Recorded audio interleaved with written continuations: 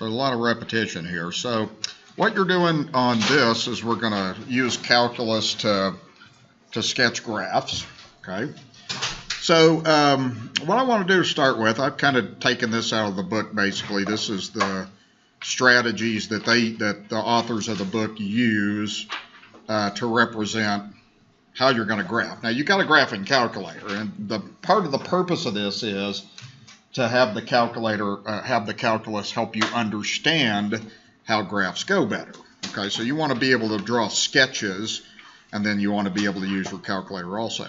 So to start with, one of the best ways to tell if a student knows how to do this or not is just give something generic like this and see if you can sketch a graph out of this. And we've been doing this some. We haven't done a whole lot of stuff with the asymptotes yet. So let's write down, kind of look at what I've given you and write some notes to ourselves to help us build a graph then. Okay, first of all, the domain's all real numbers. Okay, what does that mean? The graph's going to go on forever to the right, forever to the left. Okay, no breaks. Okay, nothing at all. So that means it's continuous everywhere, no breaks or anything. Okay, all right. Then what this is this limit right here. This is saying as x goes to negative infinity, we're just leveling off at -3. So you probably have a horizontal asymptote at -3 possibly, okay? And then this one is saying this. This is saying as you go infinitely to the right, again, you level off at 3 like that. You could have a second horizontal asymptote. We haven't seen that, I don't think, but you can certainly have that, okay, where it can go to two different places. Okay, what this information is, this is just giving points. So this right here just gives, you have a point -2, 0. You have a point -1, 2, 0, 0, 1, -2, and 2, 0. So that's the way we're going to start this before we look at these sign charts, is just kind of use that basic general information to get this put together then. So here's what we want to go ahead and do. Let's go ahead and plot these points. Okay, so you can just go ahead and get your graph set up. I'll just kind of, every notch will be equal to 1, so we got x and y here. Let's just go ahead and plot our points. So we have -2, 0. I've got -1, -2. I've got 0, 0. 1, -2. And then finally we got 2, 0 like that. So that's what we got so far. All right, now the other thing is we said, by looking at this statement right here, when x goes to infinity, you're just leveling off at 3. So what I'm going to kind of do on this is just make a note to myself that, okay, that thing is kind of leveling off at 3. That's 3. And then if you look at this statement, that's saying when you go to negative infinity, the graph is leveling off at -3. So if you go out this way, it's just kind of leveling off somewhere kind of like that. So that's what we've got to start with, is we got a set of points, and we got those two limits. Okay, everybody with me so far? Okay, now the sign chart, and we've done a lot of this, so there's going to be a lot of repetition on this. So this is the first derivative. This is a sign chart for the first derivative. So what is this sign chart telling you? Increasing. Exactly, so you're increasing here, because the first derivative is positive. You're decreasing here, you're decreasing there also, and then you're increasing there. And then that ND means no derivative. Well, no derivative might mean something like a sharp point or something like that, okay? Now, the domain is all real numbers. We said at the very beginning of the problem that there's no breaks, okay? So it's not going to be non-differentiable because it's discontinuous. It's probably a sharp point like that. Okay, and then what does the second derivative sign chart tell you? Concavity. Okay, so this is going to be concave up because it's positive, concave down, concave up, and then concave down like this. So now we're going to see if we can just kind of piece this all together somehow and see if we can make this coherent. Okay, so we are increasing until we get to -1. Yes? I have a quick question. Mm-hmm. On the homework, when there's two areas that it's decreasing, Mm-hmm. it has you just write one interval. Mm-hmm. And I know in class we do 2 intervals. So like on the tests and stuff like that, would you just want 2 intervals with a It's union? okay. Either way is okay. I mean, way? technically, this one right here, you could do that on. And the reason you could write that in one interval is because you've got a sharp point there, so you're not undefined somewhere. But if you were undefined somewhere in the middle, like of that, say that point right there was undefined, then you'd need to break it up into 2. Okay? All right, so let's see what we got here. I think I got all my points right and everything. So it's concave up until we get to -2. This is kind of weird, and it's increasing until we get to -1. Do I have my points right? I think one of my points is wrong. That's why I'm kind of spacing this out here. -1, 2. That makes much better sense. That point is there. And then did I get I think I got the rest of it okay. All right. So what this is saying is, okay, if you put your graph together, okay, it's saying that it's increasing until you get to -1. So you could draw something kind of like that. Okay, like that. All right. Now what's happening on that is it's also concave up until you get to -2. Well, what's going to have to happen, I didn't quite draw that right, it's going to have to do something kind of like this. Okay, the concavity changes here, so that is like a inflection point. So it's going to kind of do something like that. It's got to change from concave up here to concave down there. So that's what that part is saying right there. So it's increasing, and you can see it's increasing all the way to -1, right? It's concave up to -2, it's concave down. Okay, now what it's going to do is it's going to decrease from -1 to 0. So we're going to have that. And it's still going to decrease from 0 to 1. And it looks like the concavity is going to be concave down from -2 to 0. So that means that would do something kind of like that. Okay. And then it's going to turn to concave up like this. Okay. And again, it's decreasing all the way until you get from -1 to 1. Okay, then it's going to be concave up from 0 to 2, so that means that's going to have to go like that. Okay, and then it's going to increase the rest of the way. It says it's increasing from 1 to infinity, but it's saying it's concave down. So that means it's going to have to do something like this. Now it's got to increase, and it's also got to level off at 3. So that means it's going to have to do something kind of like that.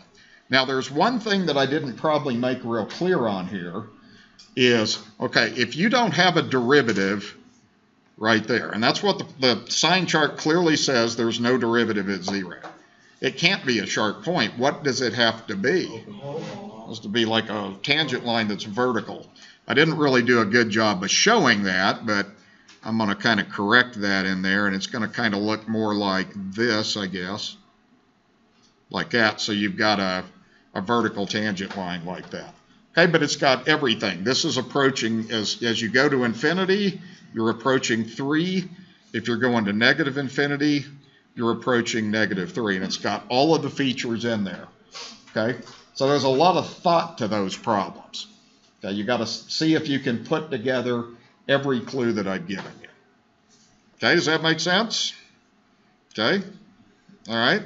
So let's move on, and let's do this. Now, the assignment I had you guys pick up that you'll work on over the weekend, well, it starts off with a problem like this. It has a problem. This is kind of a wrap-up of what we've been doing.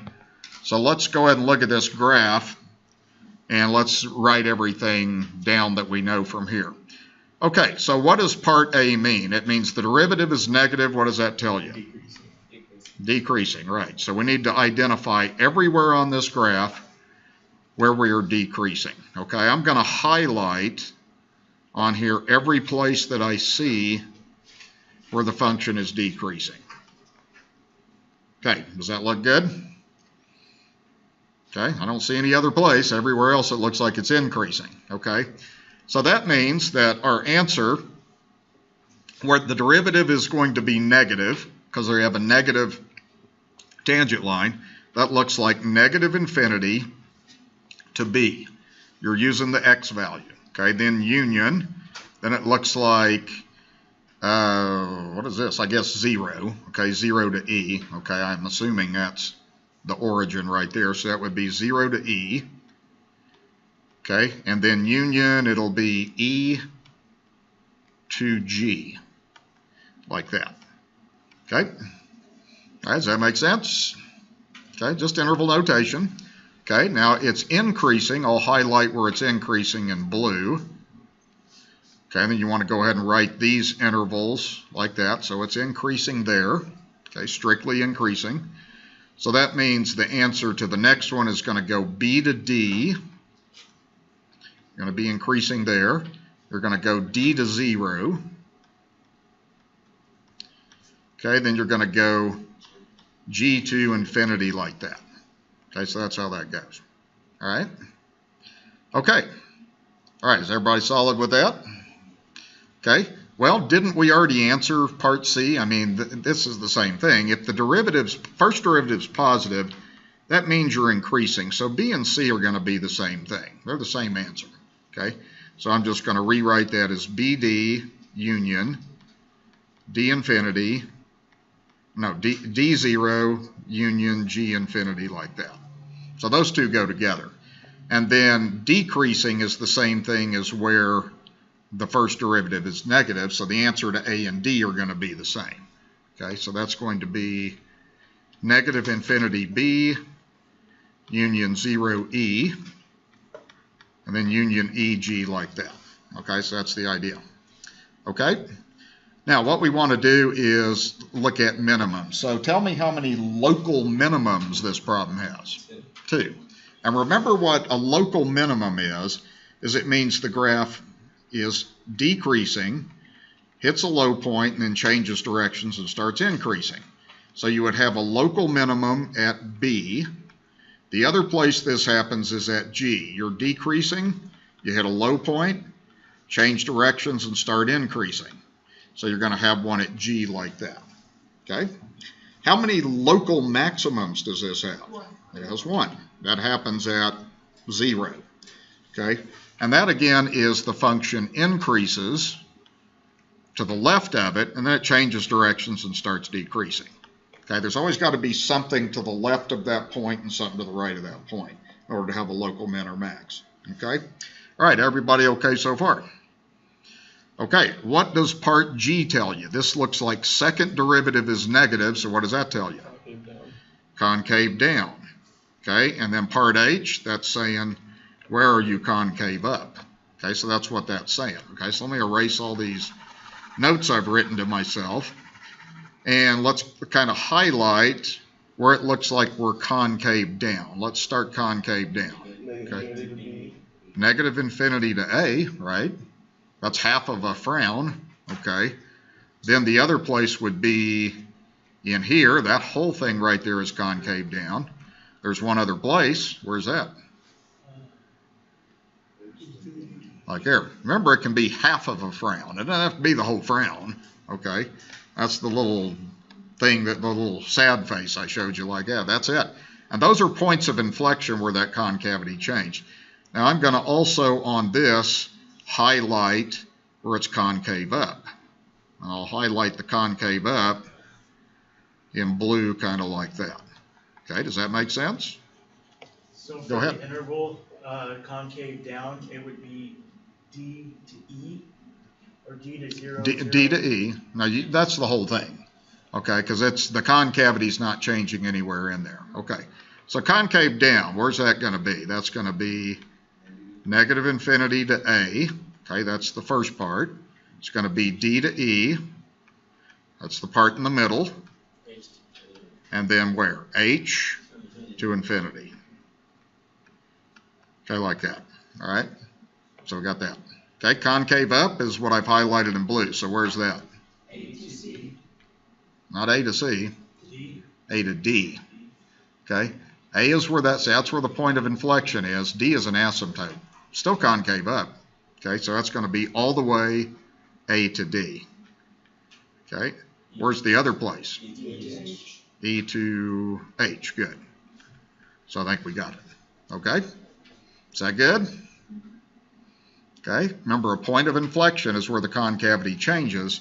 So I really see 2 points of inflection. The ones that I just circled in black there are points of inflection. Well, we've already answered this, so h and I are the same answer. Okay? I'm doing that on purpose just to see that you know that they are the same. And then concave down is the same thing as g, so we just rewrite our answer to g.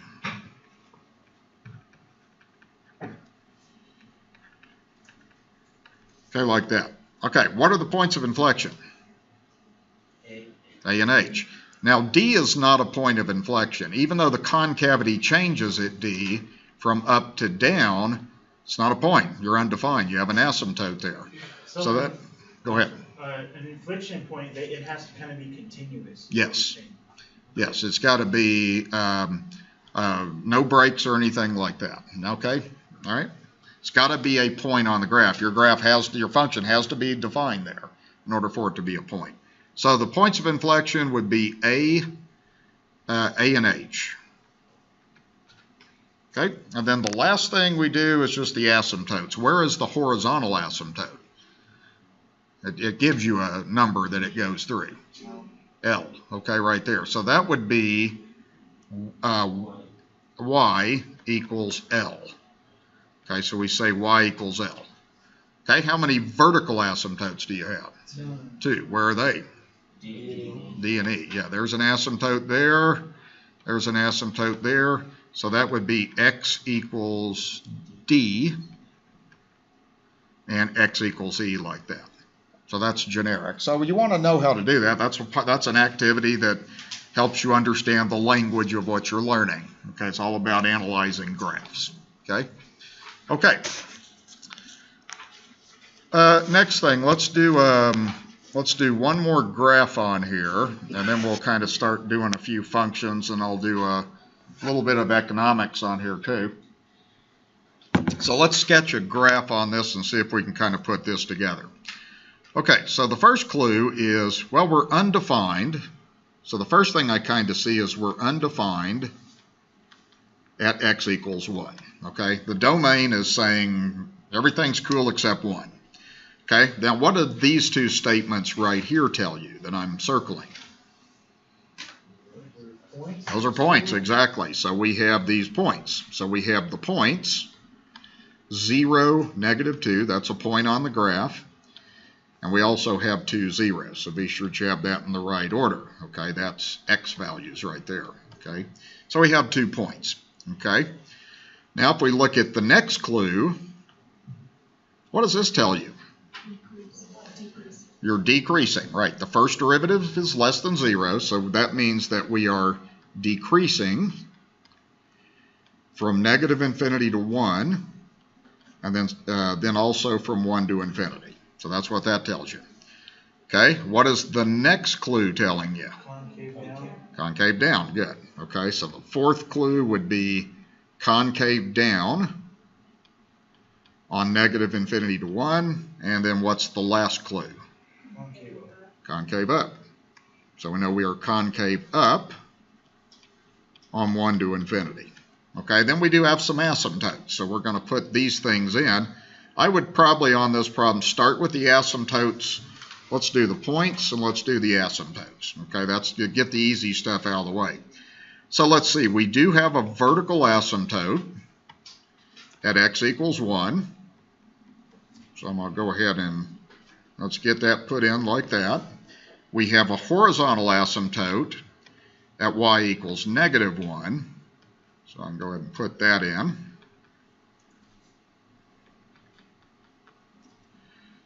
Okay, and that'll take care of that. And then the next thing I would suggest is let's just put our points. Okay, let's do this number 2 here. Where did you get the, oh, never mind.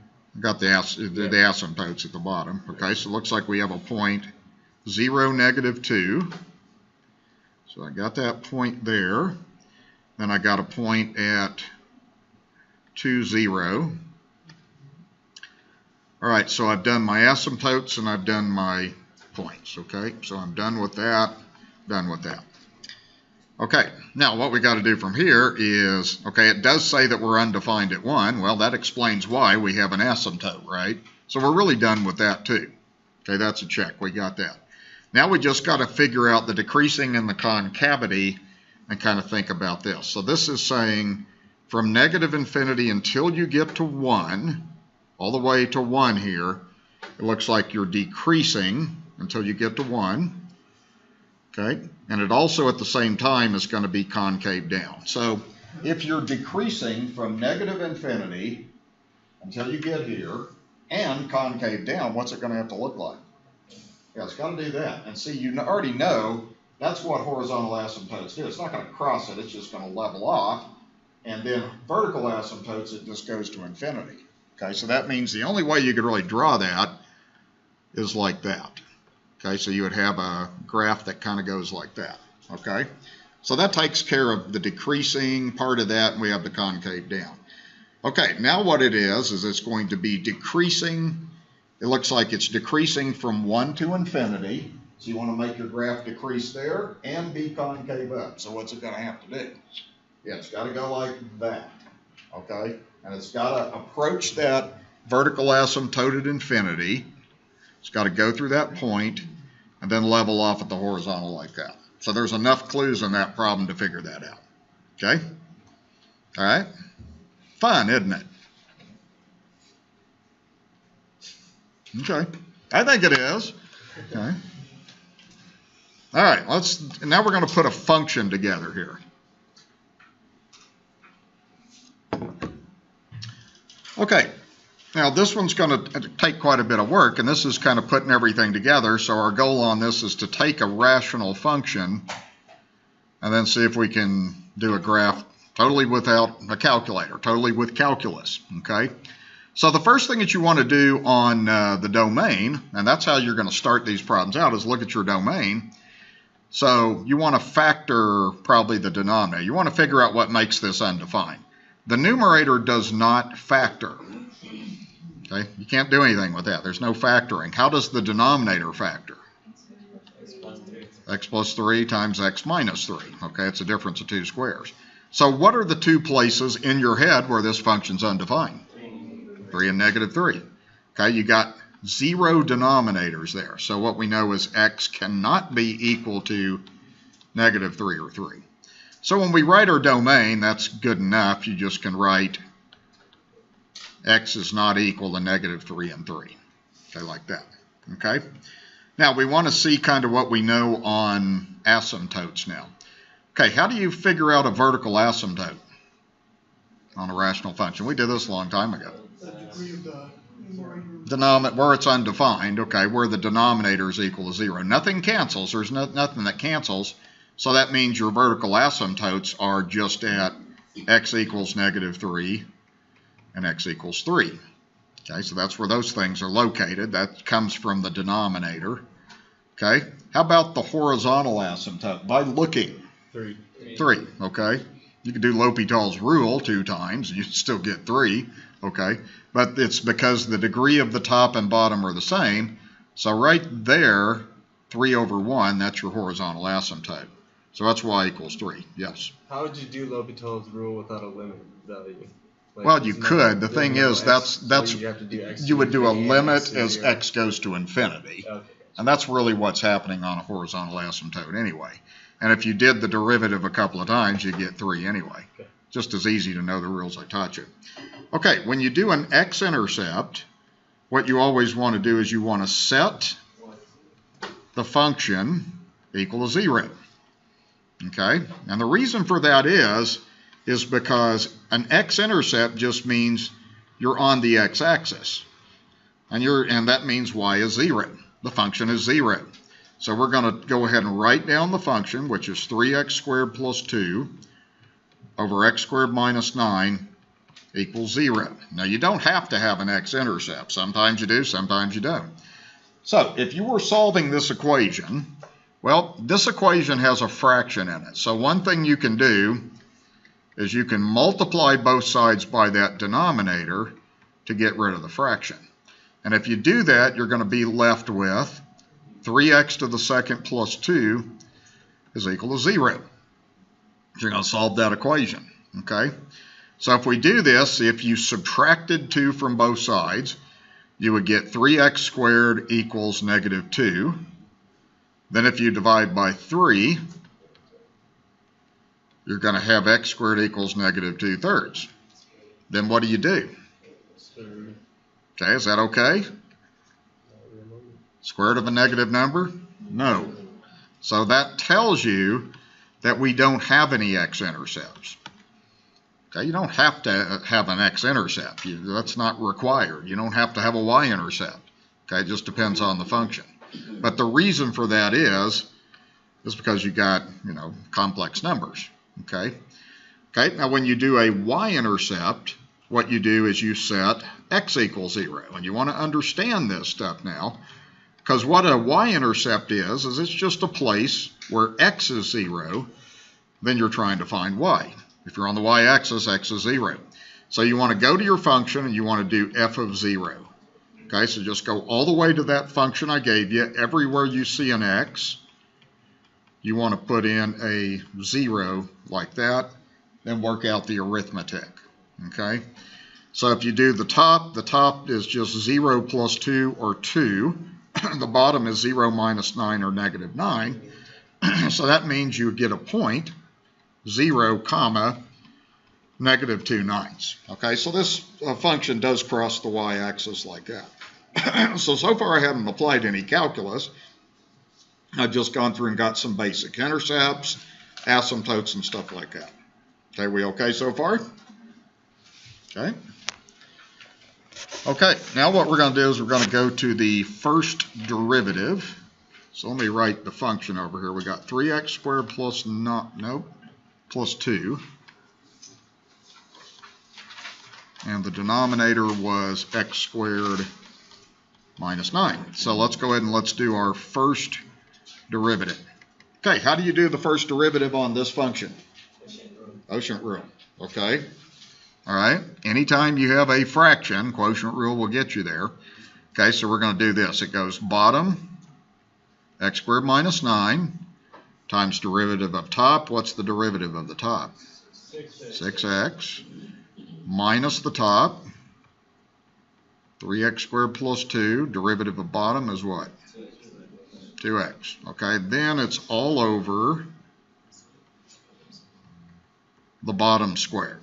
Okay, now see, on rational functions, you can get into some derivatives that are kind of complicated sometimes. Okay, now you can do this in one of two ways. I think what I'm going to choose to do is just distribute. You can also factor. So I'm going to do this. You've got to be real careful with negatives when you do this too. Real careful. So that's going to be 6x times x squared is 6x to the third. 6x times negative 9 is negative 54x. Okay, now see, you have a negative here.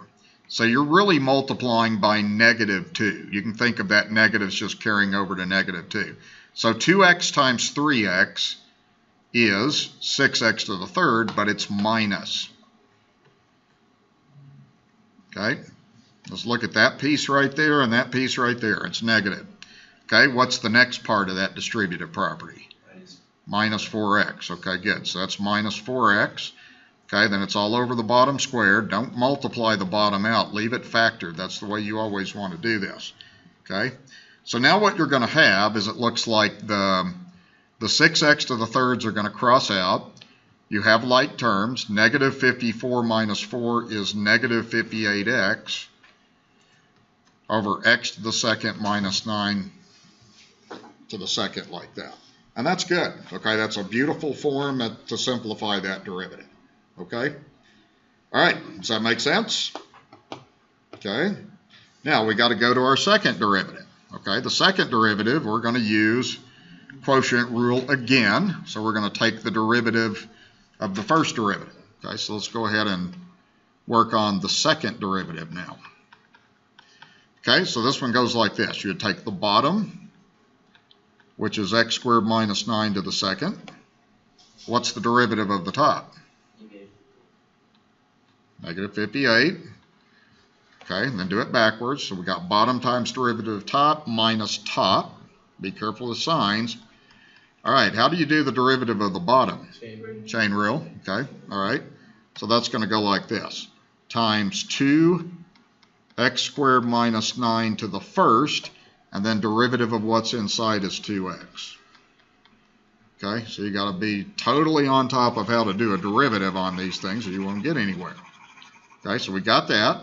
Now we're going to go the bottom squared, so it's one big fraction. Now I'm going to put x squared minus 9 to the second, the whole thing squared like that. Okay, now we got to simplify this thing as far as we can, but that's the calculus, is we've really essentially put it in the quotient rule, and we did those two derivatives as a part of the quotient rule. Okay. Now, this is where you get into factoring, okay? So what I'm going to do on this, and I'll see if this kind of helps you a little bit. See, this thing right here is a term, and then this thing right here is another term, okay? They're separated by a minus sign. So if you look at those two boxes, what do you see that's the same? There's an x squared minus 9 to the second and an x squared minus 9 to the first. Which of these two comes out? Okay, the first power. So you want to take that out. So we're going to take out a x squared minus 9 to the first. Okay, and you could get by with just probably taking that out. Let's see. The only other thing I have is I have a 58. This is really a 4. Well, 2 goes into 58. You could take a 2 out, and that's it. But you don't have to. If you didn't do that, it wouldn't make any difference. But I think it's real important to take the x squared minus 9 out. So we have a factor there, common factor here, and we have a factor between there. 2 goes into 58. So what I'm going to go ahead and do is just take a 2 out here. Now I'm ready to put my bracket here. Okay, what do you need to multiply this by to get what's in the first box? 1. Let's see, 58 divided by 2 is what, negative 29? Okay, so I'm going to have a negative 29 there, right? And then what else do you need? You need x squared minus 9 to the first. Okay. Okay. Every time you make a move with factoring, verify it. Okay, it works. Okay, x squared minus 9 times itself is that to the second. 2 times negative 29 is negative 58. Okay. Now let's go to the next thing here. So let's see on the next thing here. You can just take one of those 2's out. Okay, and what I'm going to do is just kind of, okay, I took a 2 out, so I'm just going to, that's not there anymore. So I'm going to have a negative 58x times 2. And what's that, 116? So I'm going to have the minus here. Then I'm going to have minus, and I've got, I've taken that 2 out, so 58 times 2 is negative 116. X to the second, and then that's it.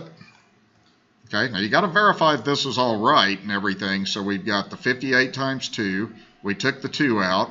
We don't need to multiply x squared minus 9 by anything because it's already there. Okay, and then that's all going to be over over this.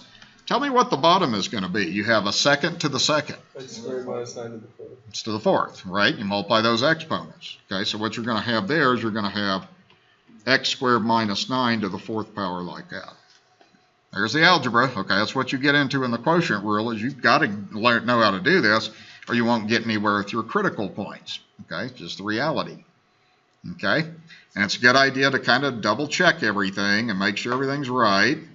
So I'm doing that right now and just kind of making sure everything is correct. Looks good. Yes?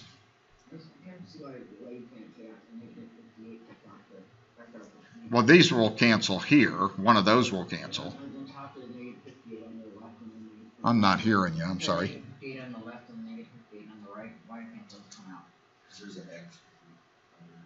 This doesn't have an X. Okay, this has an X here. So the only thing that could come out here is a 2 because 2 is a factor of 58, and then 1 in the x squared minus 9. That's it. Okay. All right. Now, one thing that'll happen on this, one of these cancels, right? So it leaves you with an x squared minus 9 to the third. So one of those cancels. Now what we need to do next is you need to just multiply this mess out here, and then we probably are about done with this. So let's see what we got. Okay, so we have a 2. That's now gone. And in the bracket, we're going to have negative 29x to the second. And then I'm going to take negative 29. We'll do this on the calculator. So I got 29 times 9. That's kind of a, and it's positive, so that's plus 261 when I do that. Then I got a minus minus or a plus 116x to the second, all over x to the second minus 9 to the third, like that.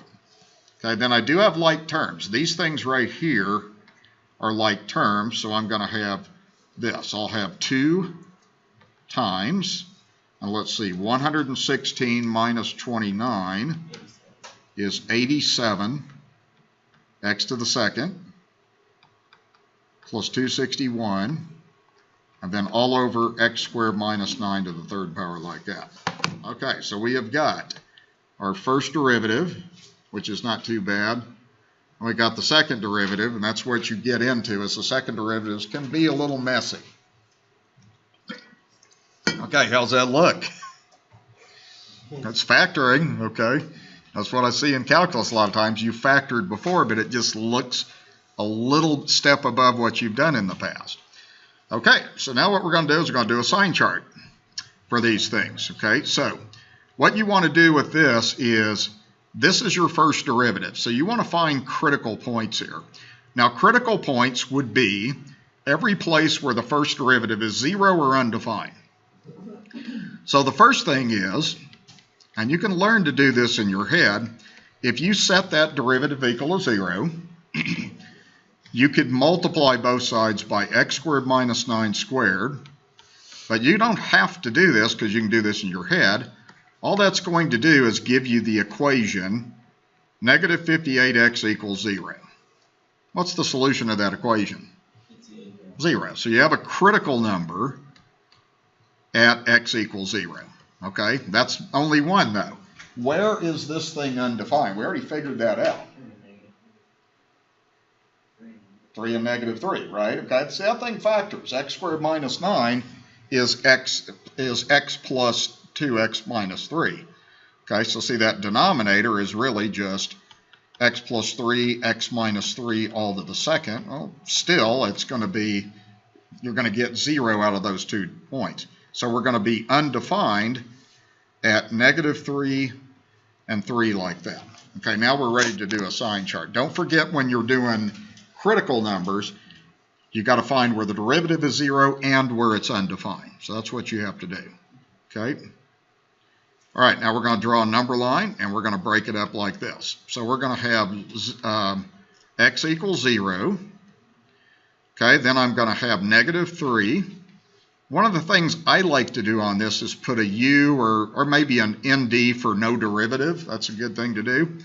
Then we have 3 here. And then we again have no derivative or undefined. That's kind of a good note to write to yourself like that. Okay? Now what we're going to do is we're going to do test points, and we're going to plug into this derivative right here. Now, you want to save time. Okay? What's going to happen to the bottom? If you square something, what are you getting? Okay, so no matter what your test points are, that denominator is going to be positive. So as I'm doing this, I'm just going to go ahead and do this like this, okay? When I do my test points, I already know that for a fact. I don't have to worry about that. All I really have to worry about is the numerator, okay? So I'm going to just focus on that numerator, whether it's negative or positive. Okay, so let's go ahead and put our test points in. So let's use negative 4. So if you did negative 58 times negative 4, what would you get? Positive. You get a positive. So that means you have a positive result. Okay, let's use negative 1 here. If you did negative 58 times negative 1, what do you get? Okay, so we have a positive result. Okay, that's what happens. Go to a test point of 1. Then what happens to the numerator? You get a negative. Okay, so that's a negative result. Okay, go to a test point, say 4. What happens? You get a negative numerator. So you want to do as much of this in your head as you can. So what I'm saying is the denominator's positive. That's the reason why we were allowed to just do that automatically. And then it was just test points in the numerator. Okay, does that make sense? Okay, now that will tell you everything that you need to know on this problem then. So basically, where is this thing going to increase? negative infinity to negative 3, and then where? Negative 3 to 0. Okay, now you do need to break this up into 2 intervals. That's what you were asking me about on homework. The reason is because you're undefined there. Okay, if you were defined there, then you could just kind of put it into one big interval. Okay, so we're going to write that as negative infinity to negative 3 union negative 3, 0. Okay, decreases where you're negative. So that's going to be 0 to 3 union 3 to infinity like that. Okay, now you want to think about mins and maxes. Okay, now what's happening on this is probably you got something like this. You're increasing and you got an asymptote. Okay, you're increasing here, so you've got some sort of an asymptote there. Now how that's going to go is kind of hard to tell. So you might have something that's increasing like there. So let's see, the only thing that you'll see here, there's not an asymptote here. You're going to do this. You're basically going to, in here, you're going to be increasing, but then you're going to be decreasing, right? That's what that sign chart's telling me, all right? So what that tells you, do you have a local minimum? No. No, because what's going to happen on this, remember, if you're at an asymptote, asymptotes go to infinity, okay? Same thing here. This is decreasing, so as you're going towards this asymptote, then you're going to have something kind of doing something decreasing in there too, something like that. So you'll probably have something kind of like that, okay, decreasing. So it looks like we don't have a minimum, but we do have a max, it looks like, at x equals 0. That's the only place where you have a point where the sign chart changed from plus to minus. So that's how that goes, okay? Okay, everybody with me there? Okay, now this concavity is probably not going to be very fun on this one. We'll see, okay? See, I've already kind of got a graph. That first derivative sign chart already is beginning to help you figure this out. Okay, so here's what we do. We've already got our second derivative. So what you want to do on this is you can do this when you set this equal to 0. All you really got to do on a rational function is just set the numerator to 0, because you're going to cancel that denominator out anyway. Okay, now what I'm going to do is solve this equation. So I'm going to divide by 2. That gives 871x squared plus 261 equals 0. Okay, now remember, you may not have a critical point here. Now I'm going to move this, so I get 87x squared equals negative 261. Then I divide by 87. So I get this. Okay, that's just kind of standard basic equation solving. Now what do you do? Square root, is there an answer? It's imaginary. Okay, so it's never going to be 0. Okay, so we don't have a critical point there. But if you look at this, go back to this function. Okay, is there anywhere where this second derivative is undefined? 3 and negative 3 again. Okay, so you do not have a second derivative at 3 and negative 3. But you don't have a critical point there. That doesn't get you anywhere. It's just imaginary numbers. So what you're going to have then is you're going to have this. Okay, we're going to make our sign chart. What we're going to do is we're just going to look at negative 3. And just put a no derivative if you want to at negative 3. We also have no derivative at 3 like that. Okay, and then what we're going to look at is we're going to look at test points on this then. Okay, and this is kind of a bummer. So let's look at this. Let's start with 0. I like that. Okay, because it's always good to see how much of this you can do in your head. Now you have to be really careful on this. So if you plugged in 0, the denominator, just try to do this in your head. 0 squared minus 9 is negative 9. But what if you cubed it? If you cube a negative number, if you take a negative times a negative times a negative, you get a negative. So you're going to have a negative denominator right there, without a doubt. Now if you do the numerator, you can, again, try to do as much of this in your head as you can. That's 2 times 0 plus 261, that's a positive. So a positive divided by a negative is a negative result, meaning you're concave down. Okay? It's kind of a pain to have to do the arithmetic, but that's what you have to do. Well, Yes. you would only really have to do the denominator though, right? Because if the denominator is negative, you already know it's negative. Well, the thing on this is this is a third power. So Right. it's going to vary, okay? Right there it's negative, but once I go out here, it's going to probably be positive and Right. positive there. Yeah. So what I'm going to do here is, and again, you want to try to reason out in your head. If you plugged a 4 into the denominator, you would have a positive denominator. Okay? If you used -4 as a test point, if you plugged -4 in the bottom, you would also get a positive denominator. You know, do what you have to do as a student. Get your calculator out, compute, but try to do it in your head as much as you can. So now we need to do the numerator. If I plug 4 into the numerator there, that's positive. So positive over positive is positive. So that means we're concave up. If you plug -4 in here, that's squaring. And see, the numerator is always positive. That's because you have that square there. So you've got positive over positive. So you're positive out there. That wasn't too bad. Okay, now sometimes I have to go through that arithmetic a little quick. But again, you can plug in and get the details. Does that make sense to everybody that the numerator is always positive on this problem? Got x squared, right? You're going to get a positive and all the numbers are positive. It's the denominator that changes. So what you're going to end up having then is, where are you concave up? -3. Okay, negative infinity, -3, where else? 3 to infinity. Okay, all right, concave down, -3 to 3. Okay, now, did the concavity change? Yes. Twice. Do you have a point of inflection? 2. Yeah. No. The reason you don't is because you're undefined. You have asymptotes. It's not because the derivative's undefined, it's because you have asymptotes. So we don't have any. That's important.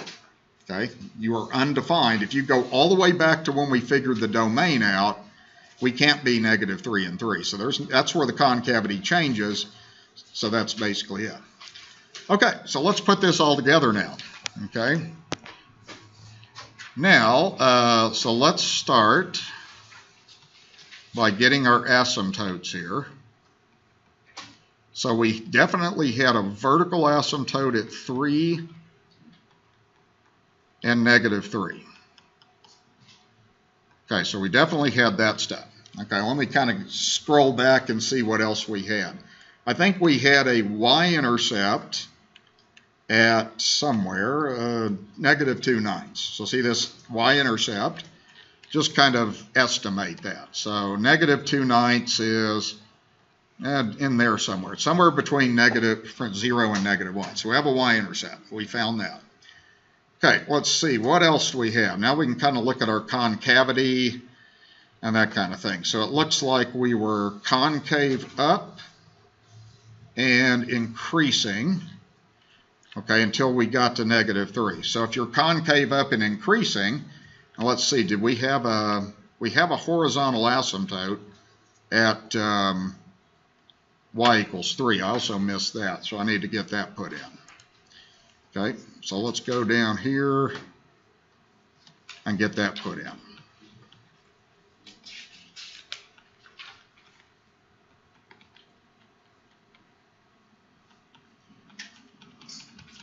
Okay, so if you go back and look at your sign chart now, what it said is in here you were concave up and increasing. Okay, if you look at those two sign charts, I need to scroll back here and make sure I got that. Concave up and increasing. So what does the graph have to look like here? Yeah, exactly. Good. It's got to go like that. It's got to level off at the asymptote, increase, and then be concave up. So it can't do anything else. Okay? That's the way it behaves around asymptotes. Now, between -3 and 0, we were increasing and concave down. So here we are increasing and concave down. That's what the sign chart says. Okay, so let's think about how that would go. It'd probably have to do this. It'd have to approach the asymptote. Oh, then it would have to do something like this, and it'd have to hit that y-intercept like that.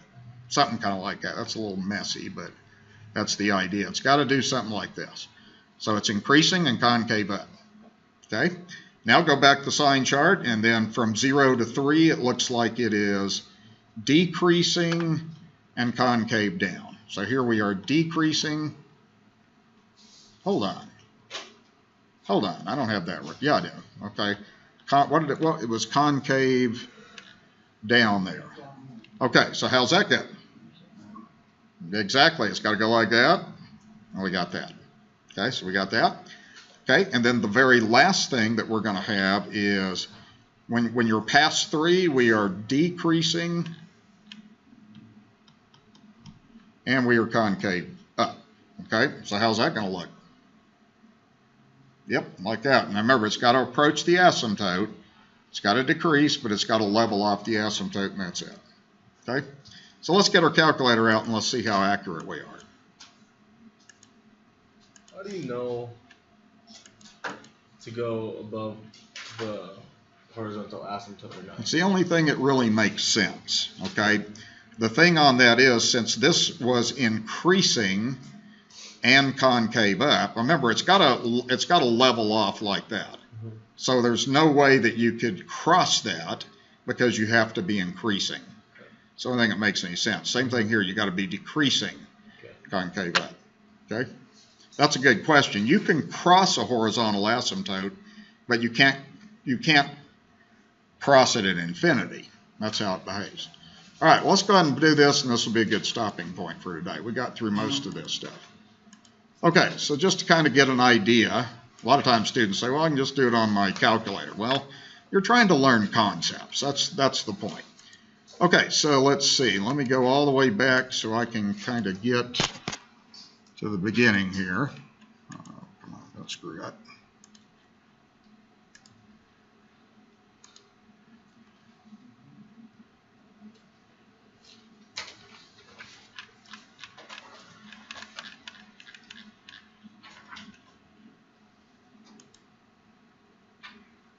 Okay, so let's see, 3x squared plus 3, and we want to make sure, nope, plus 2. My calculator, there we go. And then divide by, and be sure you have that, everything in parentheses like this. Now let's just go standard window, and let's see if everything that we think is there. So I'm going to go zoom 6. My God, look at that. Isn't that a thing of beauty? Okay, we got that. Now also, if you did this, if you did y2 equals 3, well, that'd give your horizontal asymptote. I'm just adding that little feature in like that. So it's everything. It's everything we expected. Who needs a stinking calculator? I'm glad we have them. I don't know about you guys. But again, you're in a calculus class. You're learning concepts. I want you to know both, calculator and non-calculator. All right, that'll wrap us up for today then.